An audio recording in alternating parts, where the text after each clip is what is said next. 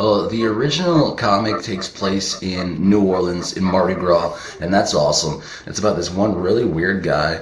He keeps showing up at this one party in New Orleans. Like every year, he sees this one like chick who's got like this banging ass body, and he's like, damn, I gotta get a piece of that.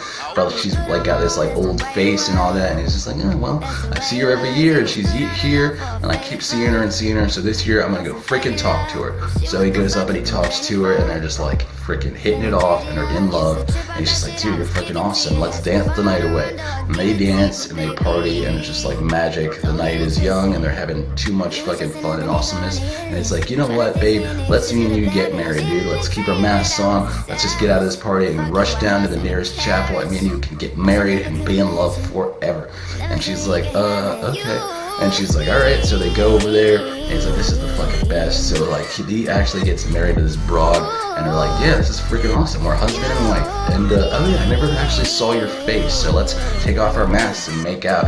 And she's like, I'm not even wearing a mask. I'm just an old person with a hot body. And he's just like, no.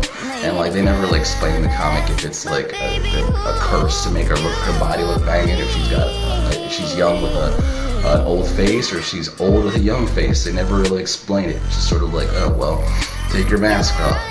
That gets adapted years later into one of the most intense Tales from the Crypt episodes that I've ever seen. I saw it when I was a kid, and I kind of blocked it out because it was so scary. And my friend Jacob from work was like, you should review Only Skin Deep. And I'm like, oh fuck, that one? Alright. So it's like, it takes this basic ass story and makes it way more intense. It's about this alcoholic asshole dude named Carl, who's just a piece of shit. He like shows up at his ex-girlfriend's house's Halloween party, and he's drunk and just making an ass out of himself, and he's hopped up on coke, and he's like, I'm gonna fucking tear this party apart. They don't fucking invite me. And then Abraham Lincoln shows up like, Gary, what are you fucking doing here? You're not supposed to be here. You have a drinking problem. You need to fucking just go. I don't know what you did or didn't do to your girlfriend to make her abused and upset, but you need to, I'm not gonna take signs, even though I already kind of have, and you need to fucking get out of here. Carl's like, I didn't fucking do anything. If you were a real friend to me, you'd believe that I didn't do all the crazy shit that she said I did. And blah, blah, blah, blah. And I'm just hanging out. I haven't done anything wrong. I just want to fucking drink. And goddamn it, why you giving me shit?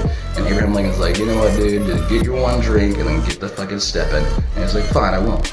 So then Carl's sitting there, gets his one drink, and of course his ex-girlfriend shows up and gets all this shit like, why you at my house party, you piece of shit? You need to get the fuck out of here. Like, you're not welcome here. You hit me a bunch of times, and I'm telling everybody, and it just gets more and more intense. And Carl's like, I did hit you, but you know what? If I gave you what you deserved, I would have fucking killed you in front of everybody. And I'm just like, and they're like, oh shit, Carl, you didn't cross the line, you gotta get the fuck out of here. And like, Carl's all pissy by himself in the kitchen, just like throwing bottles and shit, and he's all about to cry and shit, and he like sees somebody in the corner, and it's this chick, and like, I saw this episode as a kid, and like, this chick scared the shit out of me. Like, I was very unnerved by it. Even as a kid, I'm just like, there's something not right about this situation, and I don't like it. But whatever. So he's sitting there talking to this broad, and she's like, oh, well, you've got some anger management problems, don't you, hun? And he's like, well, all that shit happened, she deserved it. And the other chick's like, I bet she did deserve it, dude. Fucking, some people are assholes. Some people deserve to get their asses kicked. And the dude's like, I agree. They're sitting there flirting hardcore, talking all this good shit. She like unzipped her dress a little bit and shows those boobies. And he's like, well, you had me at boobies, so let's go. And he actually goes back to the house with this crazy ass chick. Like, really? Would you? I would never. So they're sitting there at her house like drinking and talking shit, and she like unzips her dress and takes it off, and that's creepy. Like, just everything about this chick is creepy as fuck to me, dude. I would never be in that situation. Even her taking her clothes off is scary in a weird way, and the way she like reaches out for the bottle of vodka, and he's just like, and like he's completely flubbing over his lines, like trying to talk some good shit all sexy, but he's just like, oh, should we fornicate? And he's like, she's like, what the fuck are you talking about? And he's like, oh, never mind. He just grabs her boobs instead, and like, that's cool. They proceed to have some of the most boring, dry, intense sex that's ever been filmed, ever been committed to film. And like, when you're a kid, you think that sex they're having is like hot and kinky and dirty, but it's actually pretty fucking basic. She's pretty much just laying there, and he's pretty much just tapping it like on the floor, not even on the bed. Like, if you're gonna do it on the floor, at least do it hard enough to like make the bed not rattle. Because if you're gonna do it slow and soft, you might as well just do it on the bed. Like, the only way you do it loud and crazy is if the bed frame's creaking and you're making too much noise. Then you gotta do it on the bedroom floor. But like, the chick is just laying there, just like talking about good shit, like, give it to me, Carl, give it to me, yeah. And like, Carl's just like, this is this is the best. Let's get rough and crazy and all that. So he busts hard and passes out. And he's like, ooh, like freaking busts hard nuts. And like while he's like in that pre-funk haze, he sees a ghost in the room screaming at him like, yeah. The dude's like, what the fuck was that? So like he springs out of bed and like Molly's gone. And he's just like, whoa, what the fuck? And he's like, hearing these weird ass noises and shit. And he's like, what is that? And like he goes and like he finds her and she's got like a little handsaw, a really cool portable handsaw to fuck somebody up. And she's got like a glass of drink for him, like, hey, wake up, good morning. Even though we just had sex an hour ago, but let's fucking hang out some more. And he's like, yeah. And he's just like fucking in the afterglow of having good sex apparently, because now he's like in love with his broad.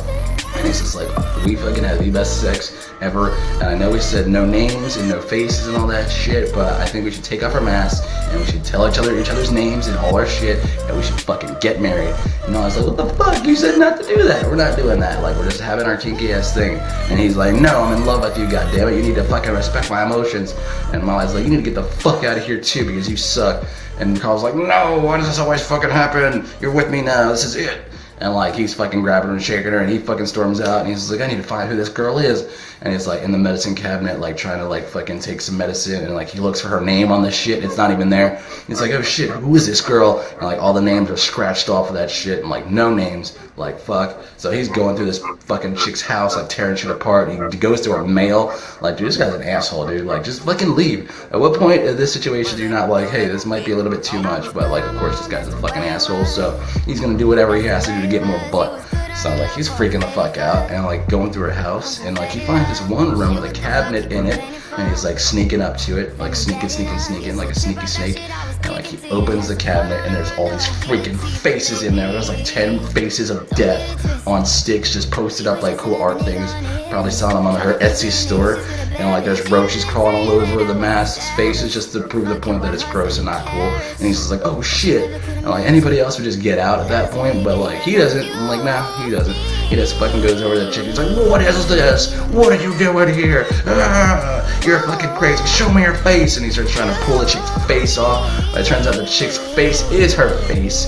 And she's freaking out like, God damn it, Carl. And like fucking, he's about to fucking kill this chick. And you think the chick is the villain, but like he's actually the villain. There's two villains. And like he starts spazzing out. And he's like, oh, he's got the clench real bad. And his guts start pouring out. He's pooping his guts out onto the chick's bed. And he falls on the floor. And Molly gets up all crazy, just like, this isn't my face at all. This is my face. I was born this way. And she got like a saw. She's ready to saw this motherfucker's fingers and giblets off and throw him in a beef stew and all that. And Carl's like, no. And the chick takes the saw and saws his shit right off, dude. Chop his face off. I'm pretty sure she uses his whole body as art like the Native Americans did with the buffalo, because she makes cool bone earrings, she makes a bone bird cage, a bird box, and everything's freaking awesome. And like this fucking crazy ass chick is like a real artist in New York. And the moral of that story is, don't be an abusive asshole to people, I guess. Like if you abuse people, eventually that shit's gonna come back on you, and somebody's gonna abuse you.